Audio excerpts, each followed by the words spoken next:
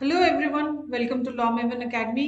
RTI की series में आज हम डिस्कस करने वाले हैं सेंट्रल इंफॉर्मेशन कमीशन सीआईसी कैसे कॉन्स्टिट्यूट होगी, terms of office and conditions of service of CIC, CIC और आईसी को रिमूव कौन कर सकता है और क्या प्रोसीजर होगा, स्टेट इंफॉर्मेशन कमीशन एसआईसी कैसे कॉन्स्टिट्यूट होगी, terms of office and conditions of service of SIC, state CIC और स्टेट आईसी को रिमूव कौन कर सकता है और क्या प्रोसीजर होगा, इंफॉर्मेशन कमीशन की पावर्स एंड फंक्शंस क्या है। तो चलिए शुरू करते हैं। एक्ट के अकॉर्डिंग दो लेवल्स पर इंफॉर्मेशन कमीशन बनाए गए, एक सेंट्रल लेवल पर, दूसरा स्टेट लेवल पर। सेंट्रल इंफॉर्मेशन कमीशन सीआईसी से रिलेटेड सेक्शंस हैं 12 to 14। Section 12 deals with constitution of CIC, section 13 deals with terms of office and conditions of service, section 14 deals with removal of chief information commissioner CIC. जी हाँ, इससे भी CIC ही कहते हैं, और इंफॉर्मेशन कमिश्नर शॉर्ट में आईसी। आपने बाय वन गेट वन सुना ही होगा, देखा भी होगा, एंड आई एम श्योर आपने ऑफर अवेल भी किया होगा। यहाँ पर भी कुछ ऐसा ही है। सीआईसी अच्छे से पढ़ लो, एसआईसी फ्री है, provisions are similar. State information commission SIC से रिलेटेड सेक्शंस है 15 to 17। Section 15 deals with constitution of SIC. Section 16 deals with terms of office and conditions of service. Section 17 deals with removal of state chief information commissioner or state information commissioner. Now let's discuss constitution of CIC. Section 12 subsection 1 कहता है कि central government central information commission को constitute करेगी through gazette notification. CIC is already in existence. It was constituted on 12th October 2005.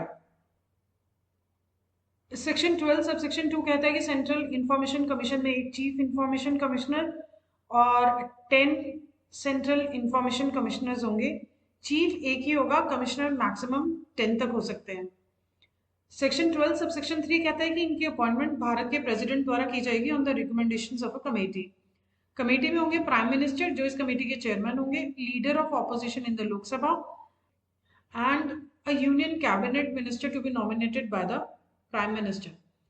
Section 12 subsection 5 कहता है कि chief information commissioner and information commissioners public life में persons of eminence होने चाहिए, सार्वजनिक जीवन में प्रतिष्ठित व्यक्ति होने चाहिए जिन्हें लॉ, साइंस और technology, social service management, journalism, mass media या एडमिनिस्ट्रेशन और गवर्नेंस के फील्ड में वाइड नॉलेज और एक्सपीरियंस हो। सेक्शन 12 सबसेक्शन 6 कहता है कि सीआईसी या आईसी पार्लियामेंट के मेंबर या किसी स्टेट या यूनियन टेरिटरी की लेजिस्लेचर के मेंबर नहीं होने चाहिए, कोई और ऑफिस ऑफ प्रॉफिट भी नहीं होल्ड करेंगे, ना ही किसी पॉलिटिकल पार्टी से जुड़े होंगे, और ना ही कोई बिजनेस करेंगे, और ना ही कोई प्रोफेशन परस्यू करेंगे। सेक्शन 12 सबसेक्शन 7 कहता है कि commission shall have it's headquarters in Delhi. CIC का ऑफिस दिल्ली में है, मुनीरका में। अगर एग्जैक्ट लोकेशन देखो तो केंद्रीय विद्यालय जेएनयू के पास है।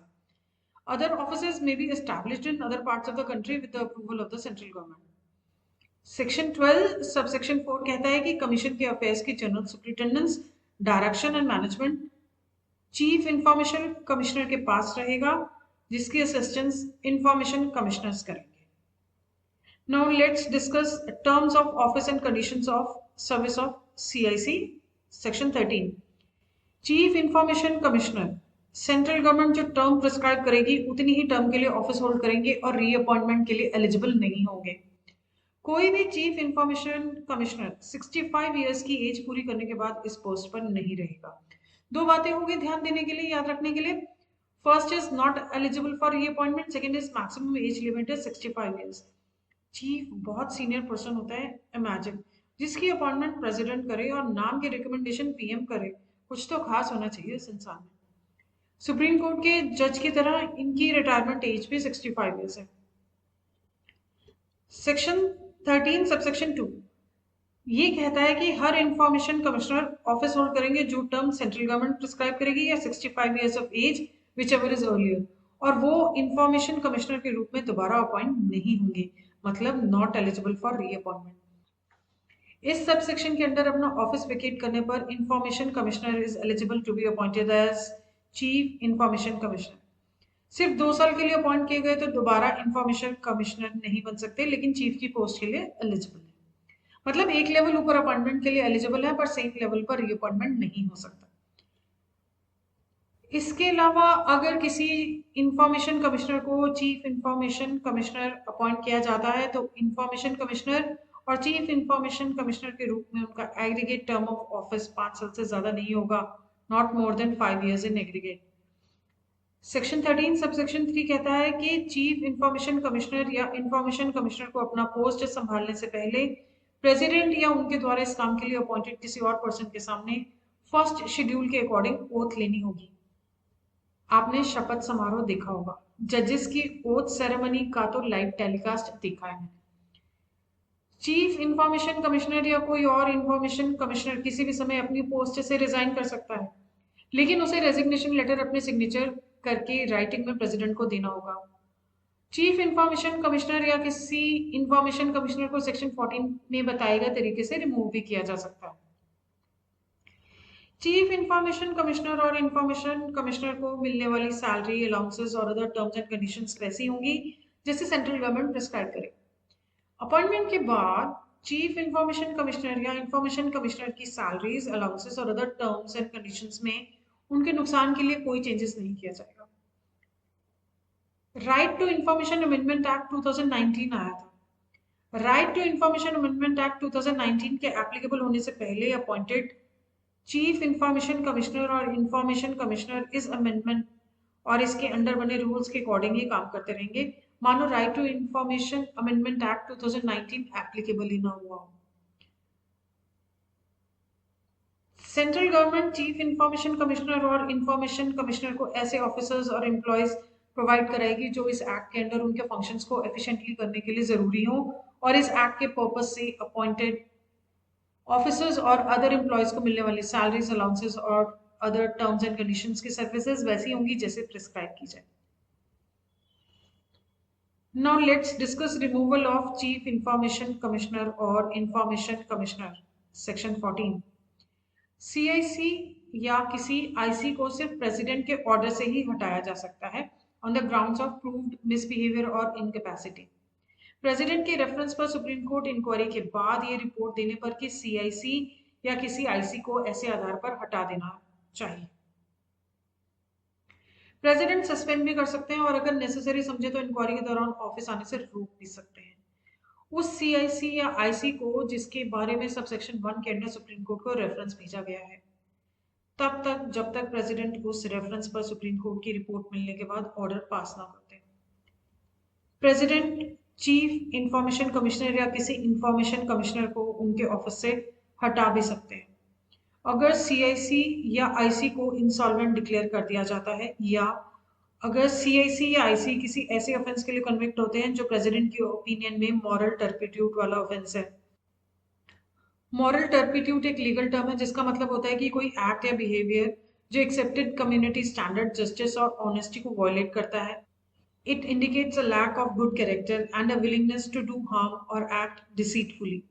अगर सीआईसी या आईसी अपने टेन्योर के दौरान किसी और पेड एम्प्लॉयमेंट में शामिल होता है या प्रेसिडेंट के ओपिनियन में सीआईसी या आईसी मेंटली या फिजिकली अनफिट है या सीआईसी या आईसी ने ऐसा कोई फाइनेंशियल या अदर इंटरेस्ट एक्वायर कर लिया है जिससे चीफ इंफॉर्मेशन कमिश्नर या इंफॉर्मेशन कमिश्नर के तौर पर उनके फंक्शंस पर बुरा असर पड़ने की संभावना हो। Now let's discuss state information commission. SIC से रिलेटेड सेक्शंस है 15 to 17। Section 15 deals with constitution of SIC. Section 16 deals with terms of office and conditions of service. Section 17 deals with removal of state chief information commissioner और state information commissioner. अब constitution देखते हैं SIC का। Section 15 subsection 1 कहता है कि state government state information commission को constitute करेगी through gadget notification. Section 15 subsection 2 कहता है कि स्टेट इंफॉर्मेशन कमीशन में एक स्टेट इंफॉर्मेशन कमिश्नर और मैक्सिमम 10 स्टेट इंफॉर्मेशन कमिश्नर्स होंगे। चीफ एक ही होगा, कमिश्नर्स मैक्सिमम 10 तक हो सकते हैं। सेक्शन 15 सबसेक्शन 3 कहता है कि इनकी अपॉइंटमेंट स्टेट के गवर्नर द्वारा की जाएगी on the recommendations of a committee. Committee में होंगे चीफ मिनिस्टर, जो इस कमेटी के चेयरमैन होंगे, leader of opposition in the legislative assembly and a cabinet minister to be nominated by the chief minister.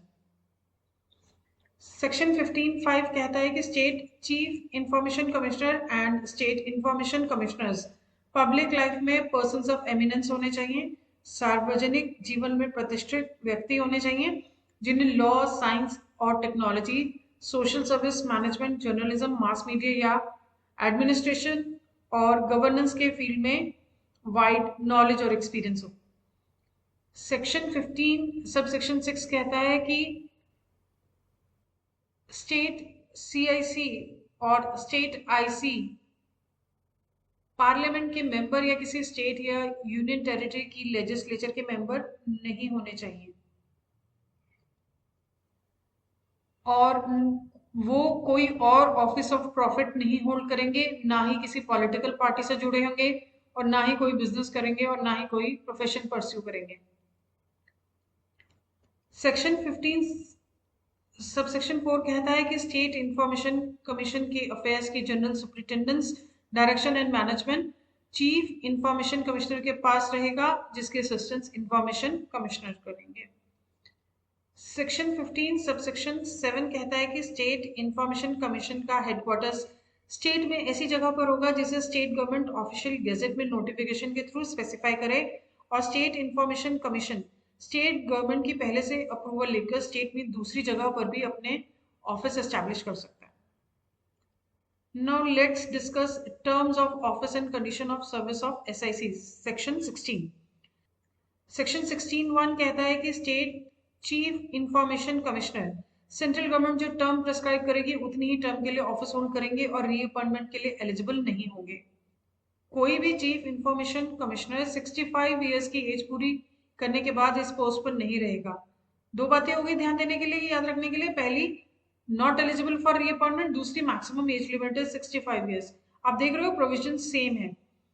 Section 16 sub clause 2 कहता है कि हर state information commissioner office hold करेंगे जो टर्म सेंट्रल गवर्नमेंट प्रिस्क्राइब करेगी या 65 years of age whichever is earlier, और वो स्टेट इंफॉर्मेशन कमिश्नर के रूप में दोबारा अपॉइंट नहीं होंगे, मतलब नॉट एलिजिबल फॉर रीअपॉइंटमेंट। इस सब सेक्शन के अंडर अपना ऑफिस वेकेट करने पर state information commissioner is eligible to be appointed as state chief information commissioner. सिर्फ 2 या 3 साल के लिए अपॉइंट किए गए तो दोबारा स्टेट इंफॉर्मेशन कमिश्नर नहीं बन सकते, लेकिन चीफ की पोस्ट के लिए एलिजिबल है। मतलब एक लेवल ऊपर अपॉइंटमेंट के लिए एलिजिबल है, पर सेम लेवल पर रीअपॉइंटमेंट नहीं हो सकता। इसके अलावा अगर किसी स्टेट इंफॉर्मेशन कमिश्नर को state chief information commissioner appoint किया जाता है तो इंफॉर्मेशन कमिश्नर और चीफ इंफॉर्मेशन कमिश्नर के रूप में उनका एग्रीगेट टर्म ऑफ ऑफिस 5 साल से ज्यादा नहीं होगा, not more than 5 years in aggregate. Section 16 subsection 3 कहता है कि स्टेट इंफॉर्मेशन कमिश्नर या इंफॉर्मेशन कमिश्नर को अपना पोस्ट संभालने से पहले गवर्नर या उनके द्वारा इस काम के लिए अपॉइंटेड किसी और पर्सन के सामने फर्स्ट शेड्यूल के अकॉर्डिंग ओथ लेनी होगी। सेक्शन 16 सबसेक्शन 4 कहता है कि स्टेट इंफॉर्मेशन कमिश्नर या कोई स्टेट इंफॉर्मेशन कमिश्नर किसी भी समय अपनी पोस्ट से रिजाइन कर सकता है, लेकिन उसे रेजिग्नेशन लेटर अपने सिग्नेचर करके राइटिंग में गवर्नर को देना होगा। स्टेट चीफ इंफॉर्मेशन कमिश्नर या किसी स्टेट इंफॉर्मेशन कमिश्नर को सेक्शन 17 में बताए गए तरीके से रिमूव भी किया जा सकता है। सेक्शन 16 सबसेक्शन 5 कहता है कि स्टेट चीफ इंफॉर्मेशन कमिश्नर और स्टेट इंफॉर्मेशन कमिश्नर को मिलने वाली सैलरी और अलाउंसेस और अदर टर्म्स एंड कंडीशंस वैसी ही होंगी जैसी सेंट्रल गवर्नमेंट प्रिस्क्राइब करे।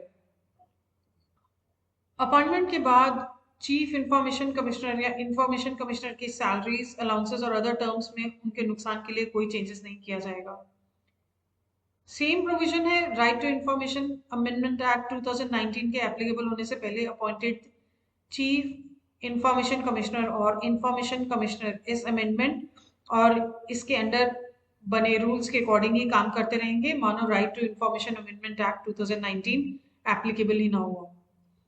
Section 16 subsection 6 state government state chief information commissioner और स्टेट इंफॉर्मेशन कमिश्नर को ऐसे ऑफिसर्स और एम्प्लॉयज प्रोवाइड कराएगी जो इस एक्ट के अंडर उनके फंक्शंस को एफिशिएंटली करने के लिए जरूरी हो और इस एक्ट के पर्पस से अपॉइंटेड ऑफिसर्स और एम्प्लॉयज को मिलने वाले सैलरी अलाउंसेस और other terms and conditions of service वैसी होंगी जैसी प्रिस्क्राइब की जाए। Now let's discuss removal of state chief information commissioner और state information commissioner. State CIC या किसी स्टेट आईसी को सिर्फ गवर्नर के ऑर्डर से ही हटाया जा सकता है on the grounds of proved misbehaviour और इनकैपेसिटी। गवर्नर के रेफरेंस पर सुप्रीम कोर्ट इंक्वायरी के बाद ये रिपोर्ट देने पर कि स्टेट सीआईसी या किसी स्टेट आईसी को ऐसे आधार पर हटा दिया जाना चाहिए। गवर्नर सस्पेंड भी कर सकते हैं, अगर नेसेसरी समझे तो इंक्वायरी के दौरान ऑफिस आने से रोक भी सकते हैं उस सीआईसी या आईसी को जिसके बारे में सबसेक्शन 1 के अंडर सुप्रीम कोर्ट को रेफरेंस भेजा गया है, तब तक जब तक गवर्नर उस रेफरेंस पर सुप्रीम कोर्ट की रिपोर्ट मिलने के बाद ऑर्डर पास ना कर दें। Governor state chief information commissioner या किसी स्टेट इंफॉर्मेशन कमिश्नर को उनके ऑफिस से हटा सकते हैं अगर स्टेट सीआईसी या स्टेट आईसी को इंसॉल्वेंट डिक्लेयर कर दिया जाता है या अगर स्टेट सीआईसी या स्टेट आईसी को किसी ऐसे ऑफेंस के लिए कन्विक्ट होते हैं जो गवर्नर की ओपिनियन में मॉरल टर्पिट्यूड वाला ऑफेंस है, अगर सीआईसी या आईसी अपने टेन्योर के दौरान किसी और पेड एम्प्लॉयमेंट में शामिल होता है, गवर्नर की ओपिनियन में अगर स्टेट सीआईसी या स्टेट आईसी अनफिट है माइंड और बॉडी के कारण, स्टेट सीआईसी या स्टेट आईसी ने ऐसा कोई फाइनेंशियल या अदर इंटरेस्ट एक्वायर कर लिया है जिससे चीफ इंफॉर्मेशन कमिश्नर या इंफॉर्मेशन कमिश्नर के तौर पर उसके फंक्शन पर बुरा असर पड़ने की संभावना हो। Now let's discuss powers and functions of information commissions, section 18। आप देखते हैं कि इंफॉर्मेशन कमिशंस के पावर एंड फंक्शंस क्या होते हैं। सबसे इंपॉर्टेंट है कंप्लेंट रिसीव करना। सेंट्रल इंफॉर्मेशन कमीशन या स्टेट इंफॉर्मेशन कमीशन की ये ड्यूटी है कि वो किसी भी पर्सन से कंप्लेंट को रिसीव करे और उसकी इंक्वायरी करे। सिर्फ 6 पॉइंट्स है। First is non appointment of PIO. अगर कोई सिटीजन ये कंप्लेंट करता है कि वो आरटीए एप्लीकेशन या रिक्वेस्ट सबमिट नहीं कर पा रहा है क्योंकि इस एक्ट के अंदर ऐसा कोई ऑफिसर अपॉइंट ही नहीं किया गया है। Second is refusal of information. अगर कोई सिटीजन ये कंप्लेन करता है कि उसे इस एक्ट के अंडर मांगी गई किसी भी इंफॉर्मेशन एक्सेस करने से रिफ्यूज कर दिया गया है, he has been refused access to any information requested under this act. Third is no response. अगर कोई सिटीजन ये कंप्लेन करता है कि उसे इस एक्ट के अंदर प्रिस्क्राइब टाइम लिमिट के अंदर इंफॉर्मेशन का कोई रिस्पॉन्स नहीं दिया गया है। Fourth is unreasonable fees. अगर कोई सिटीजन ये कंप्लेन करता है कि उसे ऐसी फी पे करने के लिए कहा गया है जिसे वो अनरीजनेबल मानता है, उसे अनरीजनेबल लगती है। Fifth is misleading information. अगर कोई सिटीजन ये कंप्लेन करता है कि उसका ये मानना है कि उसे इस एक्ट के अंदर इनकम्प्लीट, मिसलीडिंग और फॉल्स इंफॉर्मेशन दी गई है। And the last one is obstruction. Any other general issue relating to requesting और accessing records under the act. इस एक्ट के अंदर रिकॉर्ड रिक्वेस्ट करने या उन्हें एक्सेस करने से रिलेटेड कोई और जनरल इशू। सेक्शन 18 सबसेक्शन 2 कहता है कि अगर सेंट्रल इंफॉर्मेशन कमीशन और स्टेट इंफॉर्मेशन कमीशन इस बात से सेटिस्फाइड हो कि मैटर की इंक्वायरी करने के लिए रीजनेबल ग्राउंड्स हैं तो वो इस मैटर में इंक्वायरी शुरू कर सकता है। सेक्शन 18 सबसेक्शन 3 कहता है कि सीआईसी और एसआईसी की कंप्लेंट की इंक्वायरी करते समय वही सेम पावर्स होंगी जो सिविल कोर्ट की होती हैं under CPC code of civil procedure. First is किसी भी पर्सन को समन करना और उसकी अटेंडेंस एनफोर्स करना और ओथ पर उसको एग्जामिन करना। Second is requiring the discovery and inspection of documents. Third is affidavit पर एविडेंस रिसीव करना। फोर्थ इज किसी भी कोर्ट या ऑफिस से कोई पब्लिक रिकॉर्ड या उसकी कॉपीज मांगना। फिफ्थ इज विटनेसेस या डॉक्यूमेंट्स की एग्जामिनेशन के लिए समन इशू करना। And the last one is any other matter which may be prescribe. Section 18 subsection 4 कहता है कि इस एक्ट के अंदर किसी भी कंप्लेंट की इंक्वायरी के दौरान सेंट्रल इंफॉर्मेशन कमीशन या स्टेट इंफॉर्मेशन कमीशन किसी भी रिकॉर्ड को एग्जामिन कर सकता है जो पब्लिक अथॉरिटी के कंट्रोल में हो और किसी भी ग्राउंड पर ऐसा कोई भी रिकॉर्ड उनसे छुपाया नहीं जा सकता। No such record may be withheld from it on any grounds. तो हमने देखा कि इंफॉर्मेशन कमीशन के पास 4 पावर्स हैं। First is power to receive complaint under section 18 subsection 1. Second is power to conduct inquiry under section 18 subsection 2. Third is power of civil courts under section 18 subsection 3. Fourth is power to examine records under section 18 subsection 4. तो ये था आज का video. उम्मीद करती हूँ ये video आपको यूजफुल लगा होगा। Don't forget to like, share and subscribe. Thanks for watching.